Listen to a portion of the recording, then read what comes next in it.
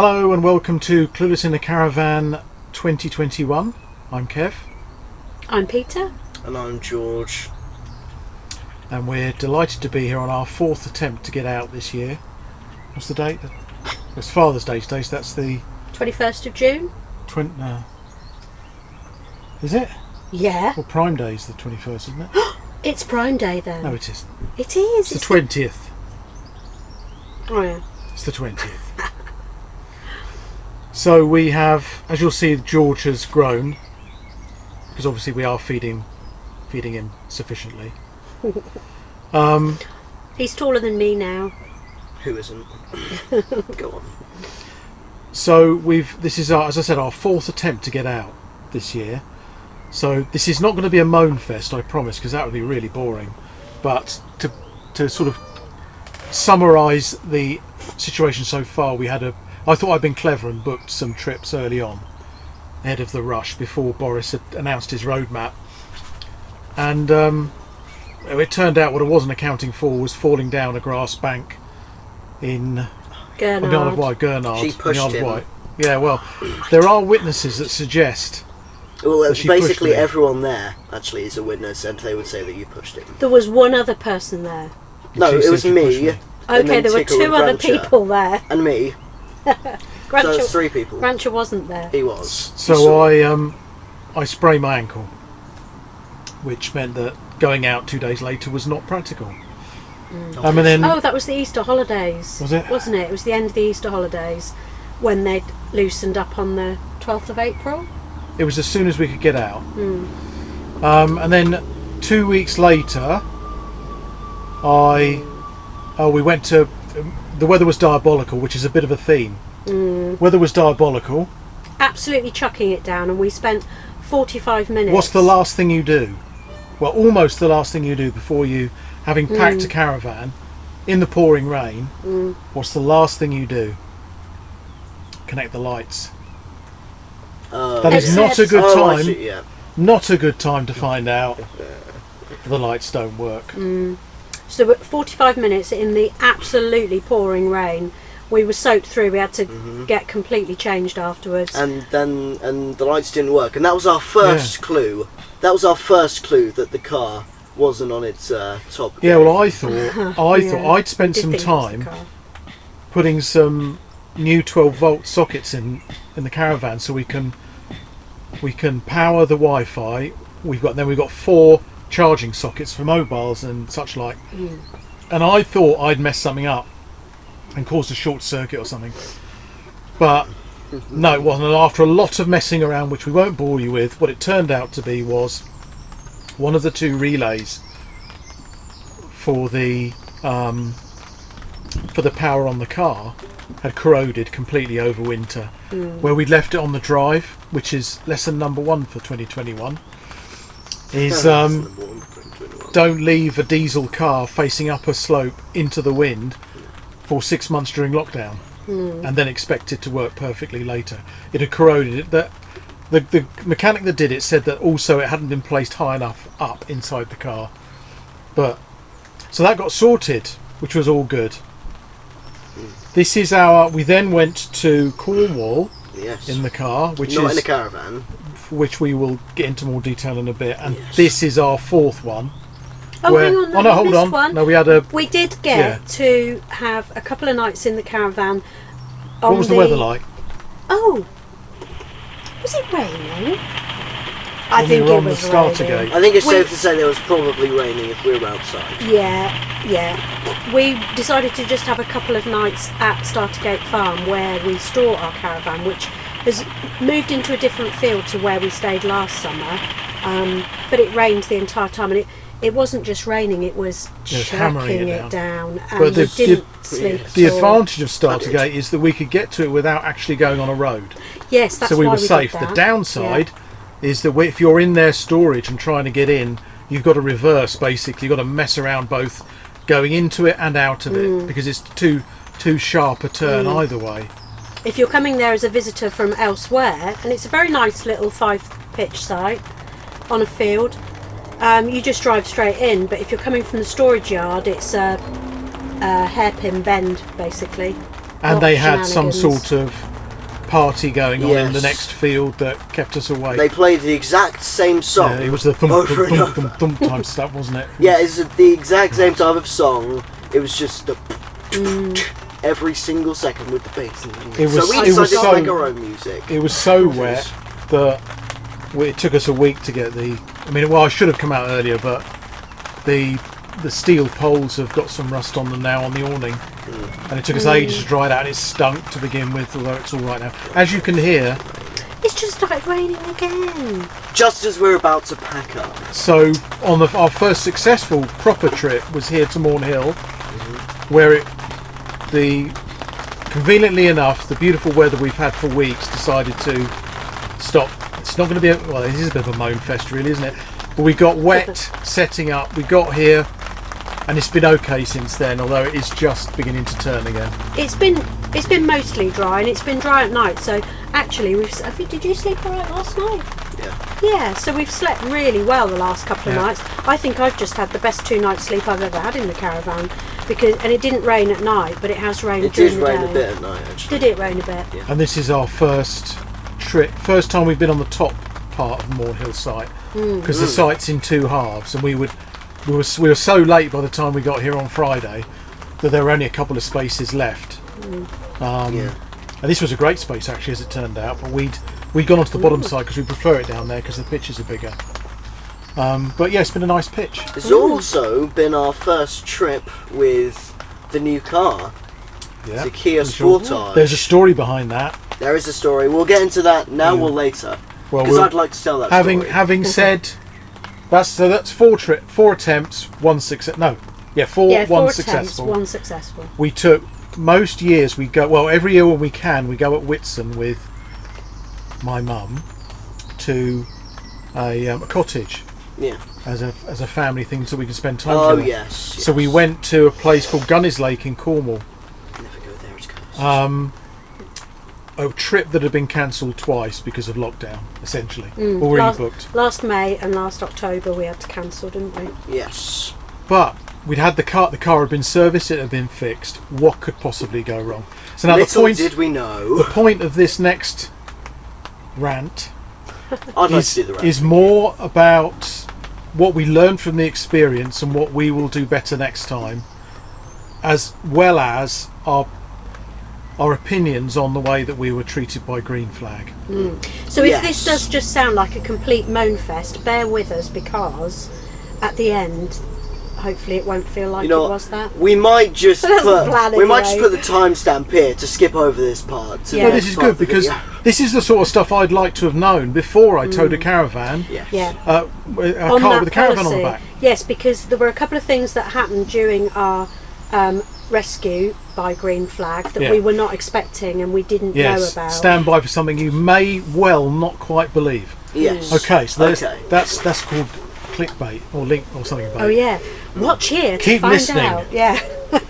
We're not going to link it in the. We're not going to give you a timestamp. You're going to have to listen to us wittering on until we get there. Yes. Yes. So anyway, the brief story is we drove our Santa Fe to Cornwall. All is well. Day 1 of the holiday, the Sunday. Start the car up and it thumps along and doesn't start properly. Oh dear. Should have heard the engine. It was- Yeah. We went out in it We anyway. did go out. Well, yeah, it was. We a bit, thought a bit that it was stressful. just that it had had a 5-hour drive the day before. almost, the- almost all was well. Yeah, and I thought that the fuel might have got contaminated because it had. I mean, obviously I'd changed the fuel. We'd have gone through a tank of fuel, but that was the first time I'd filled it to the brim. Probably ever. Well, since for a couple of years anyway. So anyway, so we went out. Next day, worse. It started up. It just Hardly wasn't starting. started, did it? It would start then die, then start then die. Yeah. And we called a guy down. Called out, Green Flag. Pretty quick response. All of that all went well, didn't it? Yep. He had no idea what it was. That was not Bottom very line. well. But he didn't think. I don't want to get into too much detail here at all because it will bore you to death. But there were 2 separate problems, it appeared. One was that if I'd lowered the revs so we'd stop to let someone go, if I then put my foot down, this is an automatic, it took too long to respond. So there was something wrong with that, and that is why we got Green Flag out to begin with. But he had no idea, basically. Day 2, of course it had worked. The actual starting had been perfect. Once it had warmed up, it was absolutely fine. So when the green flag guy turned up, there was no way he could replicate it. So on day 3, the Tuesday, it started even worse. So we called them again, this time specifically about that. And again, the guy, he thought it was probably fuel. The computer showed nothing. He felt it was probably safe, that it would be fine to get home in. But we decided we would book it into a local garage. So on day 4, the Wednesday, we had it was looked at by a local garage. He diagnosed fuel filter problem, replaced the fuel filter, told us that it started beautifully and all was well. Hurrah, we thought, we can have at least the last couple of days of the holiday. So we then relaxed a little bit that morning, didn't we? Because we got the car back about 9 o'clock in the morning from Gunners Lake Garage and just thought, now we can start our holiday. So we relaxed. Well, that must have been Thursday then. It was the Thursday, and we'd planned to meet. George and I had gone off in a taxi the previous day to meet my parents because they were in a campsite at Lidford Gorge. So, which we never went to. No, we never went didn't to dare Lidford. drive that been there far. before. Never went to what's it called, Eden Project. We were supposed to go there again with the really bad service. Took like 30 minutes last time to get pizza. That was That's Monty, yeah. with his pea. He's got his peas. He's got his pea. So we relaxed at the cottage in the morning and then got in the car to set off to meet my parents for lunch as planned on the Thursday. Yes. And the car didn't start, did it? It did not. It really, we got there in really the struggled end. to start.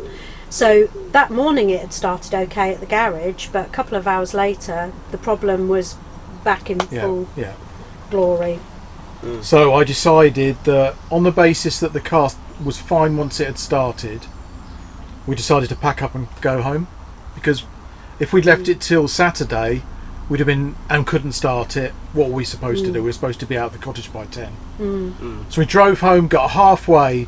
Oh, I'd like to almost do this exactly part. Can I halfway please do this part? To the junction of what's the service name? It's the Podimore service Podimore. roundabout. So you have to stop at traffic lights there, and of course And I we're was in just- the outside I was lane congratulating because- myself. We were halfway. Yeah, We are halfway I think there. You had There's- just said I think we're halfway Oh, there. we're halfway Yeah. there, and then just silence, and then It just died. it's when I just slowed it was down. just dead. And we just sat there like, what do we do?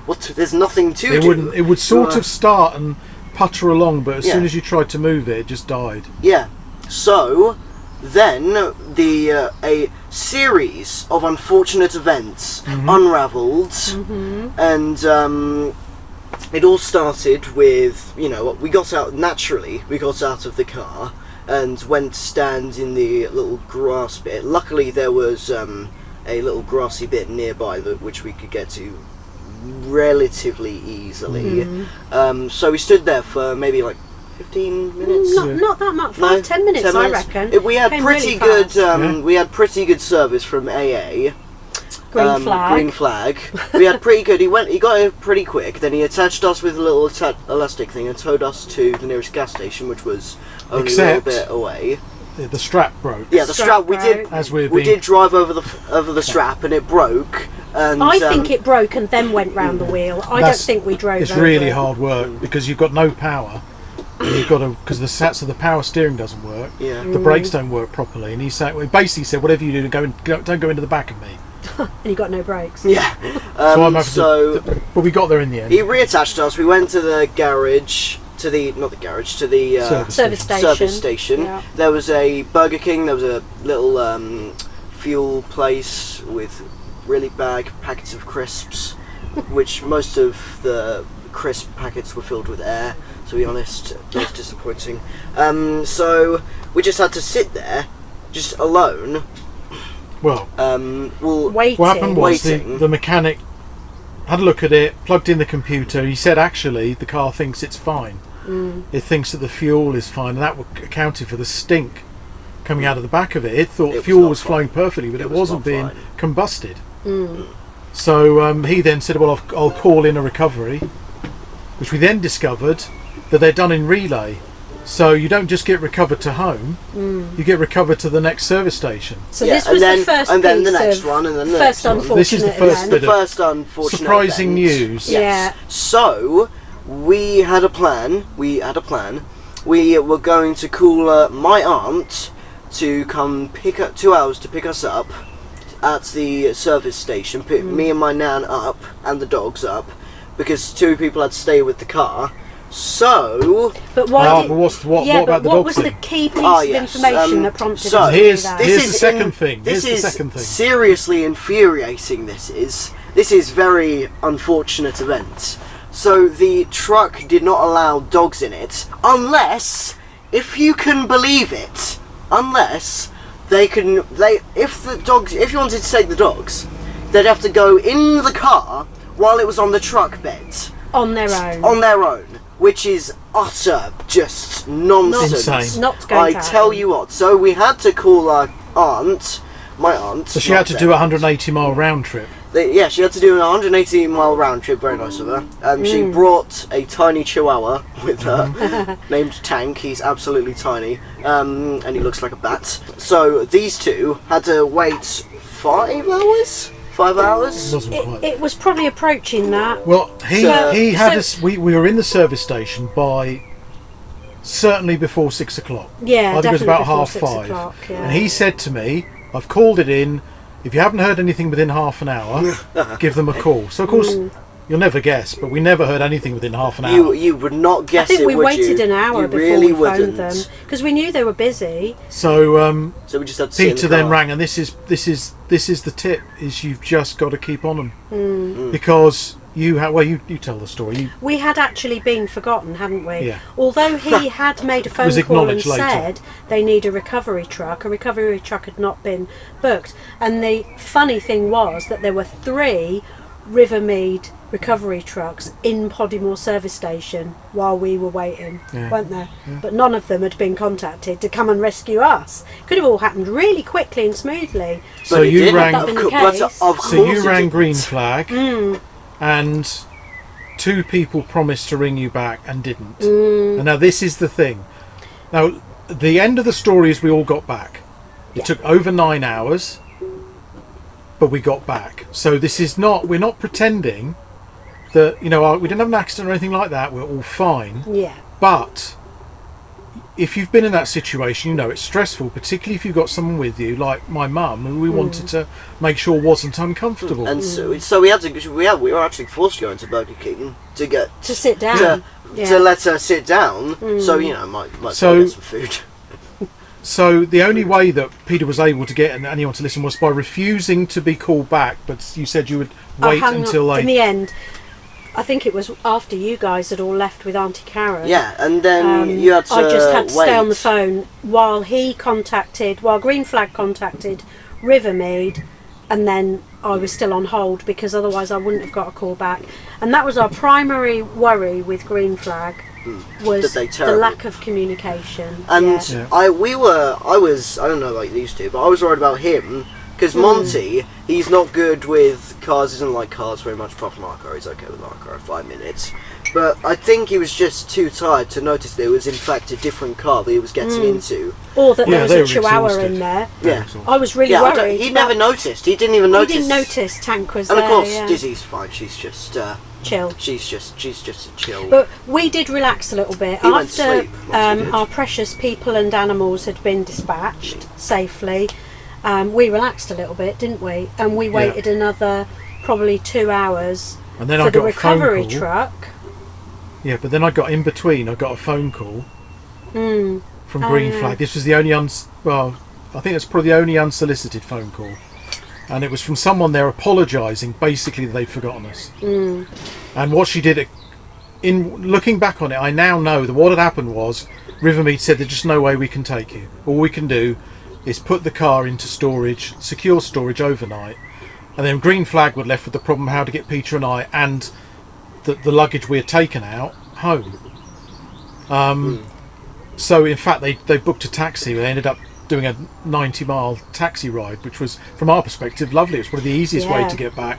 But we Yeah, were it was told much nicer than being in a recovery truck. what then happened was that the recovery truck turned up an hour early, and before the taxi was due to turn up.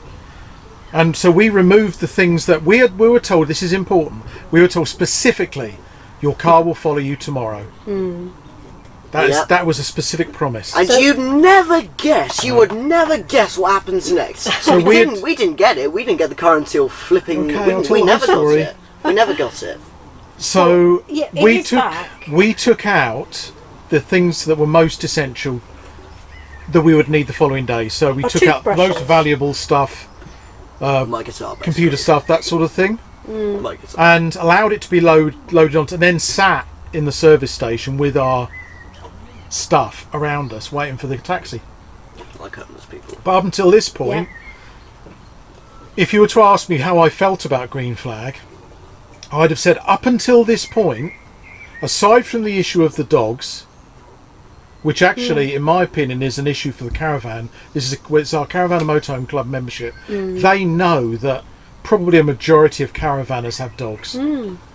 If they should not have a service advertised to the members that does not take care of the dogs, because it's no use to us if we can't get the dogs home. There should at least be 2 types, one of which allows dogs, and I think it should be the truckers, the person who's driving the vehicle's choice, and we should be told beforehand. You should be told beforehand whether they will allow dogs or not. The thing is, he did say that the driver might have taken the dogs, but we weren't willing to. We weren't willing to take that risk. And then he might have gone to solstice services, and the next one wouldn't take him. Exactly, yeah. So, so up until this point, aside from that, given that Green Flag had now come out 3 times without complaining, and in most cases they come out relatively quickly each time.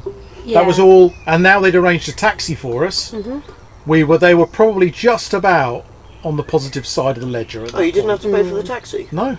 Oh, No, It's part of the service. It's their job to get us home. It's an insurance policy. So anyway, to cut a long story short, because it's getting boring now, isn't it? Do you think the car arrived the following day? Or the day after that, maybe? Pause the video for a moment and come back when you've got your answer. So we'd arrived back on the Thursday night, expecting the car to follow us on the Friday on the back of a loader. So when, of course, it hadn't by about lunchtime, we've contacted them, and to be fair, they did this time get back to us. With the answer Not with good news, though. Oh, it'll be with you Monday or Tuesday. Monday or Tuesday. And whenever they say something like that, you know, or maybe not. Maybe not Monday or Tuesday. Could be home whenever. Do you think it did come back on the Monday or the Tuesday? Did it? No. Came back on the Wednesday. But, you see, I did go a little bit ballistic on the Saturday when they told us this. I knew what was in the car. And we'd taken out valuable things, although we had left your mum's Chromebook in there, hadn't we? Yeah, because we... but it had food in there and all our clothes. It had mum's medication in it. Mum's medication, which we didn't realise till the Saturday. I had told them. Yeah, I told them... Once we realised that she had put it in her bag rather than taking it home, I got in touch with them. And she doesn't even usually do that. Their answer to us was, and this isn't Green Flag, this is from Rivermead, that we were told to take everything out that was essential. That is a lie. Yeah, we were not. Get a lawyer. Because we were told your car will follow you tomorrow. Yeah. And not probably or possibly, but will. The only reason why we'd taken, I'd done a little overnight bag for George because we were sending him off ahead of us, and I thought, they may just have to sleep at Nanny's tonight, George and the dogs. And I took our toothbrushes out because there was a travel lodge there, and I thought, what if they don't come and get us? We have to stay at the travel lodge. So I'd taken our toothbrushes out. But other than that, we left everything in the car. And there was blue cheese in the car.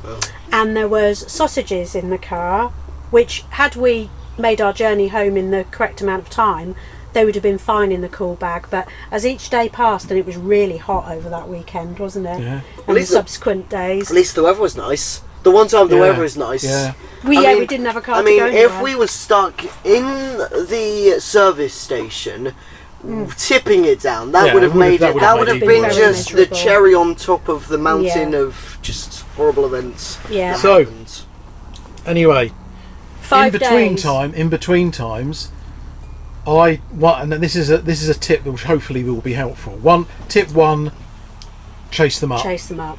Tip two, She's very good at that. if you're not getting any luck, go via Twitter. Yes. This has happened multiple times to me. Recently with Park Dean, where we got a discount because we were cross. In this case, all you do is at green flag and say, upset with the way they handled us. You get almost instant response asking you to direct message them, and now you have someone's attention, and you have not a paper trail, but you can now keep the screenshots I've got. I can see what they've agreed to do. It isn't a telephone conversation, and to be fair to them, even though of course they're passing it through third parties, they've got to go to the call centre and they've got to go to Rivermead and then pass back the bad news, as it was in most cases. But finally we were getting somewhere where we had a history that you could see and things were happening. So that's a valuable I wouldn't do it if you're on the side of the road, obviously. But if it's an issue that happens after that you're not happy with, Twitter's a good avenue to go through. And it finally did turn up, and then I had a phone call shortly after Green Flag had established that it had actually been delivered. I had a phone call from them. I mean, they had apologised, and they gave us £100 compensation. I didn't get any of that. You didn't pay anything of it either, did you? I might have. You don't know. So that basically pays for if we were to stay with them for another year's membership. And then they said that they would send a letter to confirm. And what I'd hoped was that letter would list what they'd agreed to do, which was to do with improving their communication, learn the lessons, all that sort of stuff. But of course, it was just a form letter that said, we've confirmed your case is closed. Yes, so on the positive side, they got us home. On the negative side, it took us 9 hours. Well, it was a 9-hour journey, 9.5 hours in total. And it was unnecessarily stressful because they didn't communicate. And that they're relying on third parties that clearly cannot cope when it's busy. And as a driver, it's not my problem if it's busy. The service is the same. We require the same service all year round. Yeah. And so they disappointed us. Would any of the others been any better? Probably not. This is not a particular dig at Green Flag, except that I wish they'd work on the communication side. Yeah, it really when they was. do it, when they promise something, Yeah. this is the point. If you make a promise, you have to follow through. It was the particularly in an emergency. phone calls back, wasn't it? It was the returning the phone calls, because initially they got us off that carriageway so quickly because we weren't safe there with 4 adults and 2 dogs, but they got us off there super fast round to the service station where we were safe, and we really appreciated that. So that was something they did right. It wasn't all a disaster, it's just that it was unnecessarily stressful, and then their subcontractor couldn't meet a reasonable deadline for getting the car back.